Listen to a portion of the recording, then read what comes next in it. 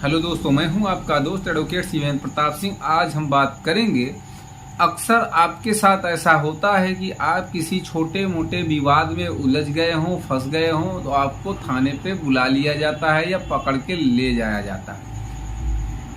खिलाफ पार्टी से या आपके विपक्षी पार्टी से मोटी रकम लेके अक्सर पुलिस वाले करते क्या हैं कि आपको 2-3 दिन तक नाजायज ढंग से, अवैध रूप से, गलत तरीके से थाने पे बैठाए रहते हैं, बंद किए रहते हैं, प्रताड़ित करते हैं, मारते हैं, पीटते हैं। उसके बाद की कहानी क्या बनती है कि आपके खिलाफ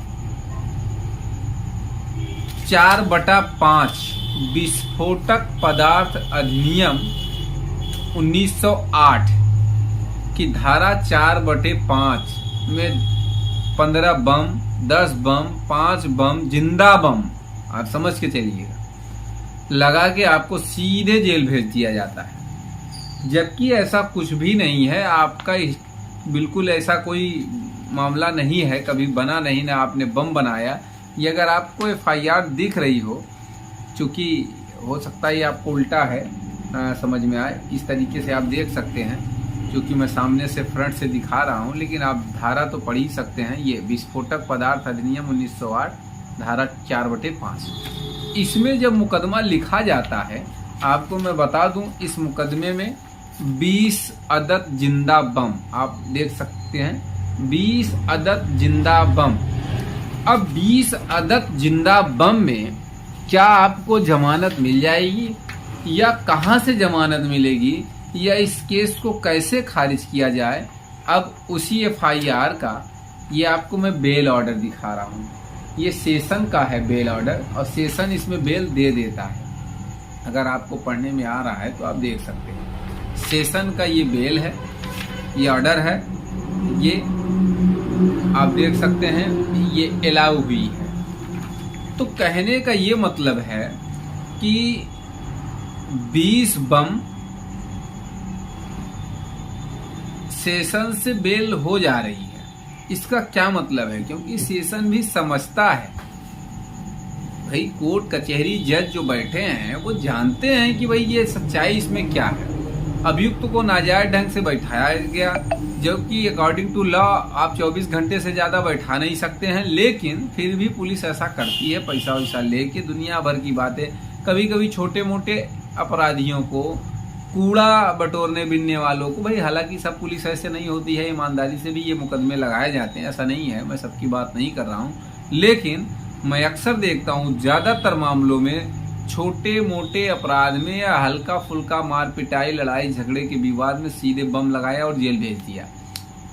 तो इसमें जो बम के मुकदमे हैं, आपको टेंशन लेने वाली बात नहीं है। अगर 20 बम की बेल सेशन करी है तो वो किन ग्राउंड्स पे की है? अगर हमारे नए अधिवक्ता बंधुओं को प्रॉब्लम हो रही, बेल लिखने में दिक्कत हो रही है, या कैसे उसको कोर्ट के सामने रखा जाए, आर्गूमेंट कैसे किया जाए, तो उसकी सब डिटेल आप इस दिए गए नंबर पे बात करके फ्री ऑफ कास्ट पूछ सकते हैं, जान सकते हैं। अगर कोई व्यक्ति 4/5 विस्फोटक पदार्थ अधिनियम में जेल में है और या उसका केस खत्म कराना है, कैसे खत्म होगा, उसकी सारी जानकारी आज हम आपको बताएंगे।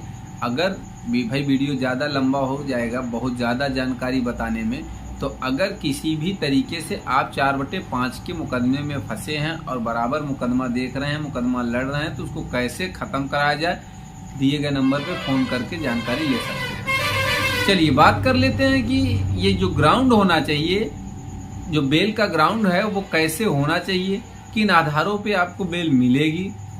सबसे पहले तो आप ये समझिए कि जहां से आपको गिरफ्तार किया गया है, कभी पुलिस ये नहीं कहती है कि कोई स्वतंत्र गवाह है। तो आप ये ग्राउंड का अहम फैसला, अहम बात आप समझ लीजिए कि भाई आप ये रखिए कि मौके पे कोई स्वतंत्र साक्षी नहीं है, अर्थात कोई भी गवाह नहीं था। या एक ग्राउंड आप अच्छा ये रख सकते हैं कि आपका कोई क्रिमिनल हिस्ट्री नहीं है, कोई भी, जब आपने कभी कोई अपराध किया नहीं है, तो हम बम बनाते रहे होंगे तो हो सकता है कभी न कभी जेल गए हों। चलिए दूसरी बात ये स्वतंत्र साक्षी न होने की कंडीशन में आप ये भी कह सकते हैं कि हमारे गांव समाज में किसी से भी पूछा जा सकता है, पता लगाया जा सकता है हमारे बारे में, हम सम्मानित हैं कि बम बनाने वाले हैं। दूसरी चीज ये कि आप ये सीधे दीजिए कि माननीय उच्चतम न्यायालय के निर्देशों आदेशों का पालन नहीं किया गया, मानवाधिकार आयोग के आदेश निर्देश का पालन नहीं किया गया, हमें गलत तरीके से 3 दिन तक टॉर्चर किया गया थाने में बंद करके, और ये बात कही गई या कबूलने की बात कही गई, हमारे फर्जी सिग्नेचर बना दिए गए जबरदस्ती हमें प्रताड़ित करके मारपीट के, ये भी ग्राउंड आप रख सकते हैं। और अगर आपके मेडिकल में अर्थात जब रिमांड होने लगती है उसके पहले, रिमांड के पहले आपका जो पुलिस के लोग आईओ मेडिकल कराने जाते हैं, अगर मेडिकल में आपके चोटें आ गई हैं तो वो सबसे मेन ग्राउंड हो जाएगा, फैक्ट हो जाएगा कि भैया इसमें मारा पीटा गया, सारी कहानी यही है, सही यही है।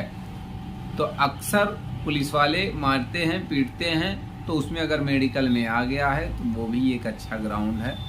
दूसरे और एक इसमें ग्राउंड क्या होता है सबसे अच्छा, कि जो आपका फैमिली बैकग्राउंड, आप ये जरूर बताइए कि आपके घर में परिवार में कभी किसी ने कभी थाने का मुंह नहीं देखा, जेल का मुंह नहीं देखा है, कि भाई वही अपराधी टाइप का आदमी नहीं है।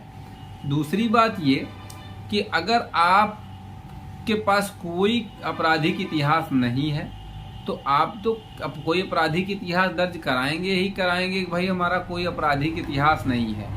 और जो ये बम लगाए गए हैं तो उसमें बरामद क्या हुआ है, ये चीज जरूर क्लियर करिए कि भाई बरामद बम में हुआ क्या है। अक्सर बरामदगी में क्या दिखाते हैं, ये सुतली दिखा दिए, बालू दिखा दिए, बस यही सब चीजें दुनिया भर के बता दिए, देसी बम। 20 जिंदा बम बरामद।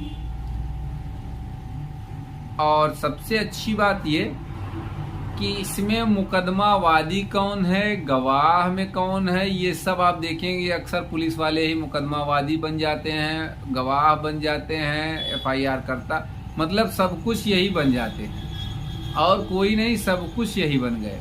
तो इसमें ये भी होता है कि भाई साहब आप ये समझ सकते हैं, देख सकते हैं कि कितनी सच्चाई है, कितनी सही बात है या नहीं है। तो हम निर्दोष हैं, अपनी निर्दोषता साबित कर सकते हैं, बड़े आराम से बेल हो जाएगी। उम्मीद करता हूँ, आशा करता हूँ आज की जानकारी आपको पसंद आई होगी।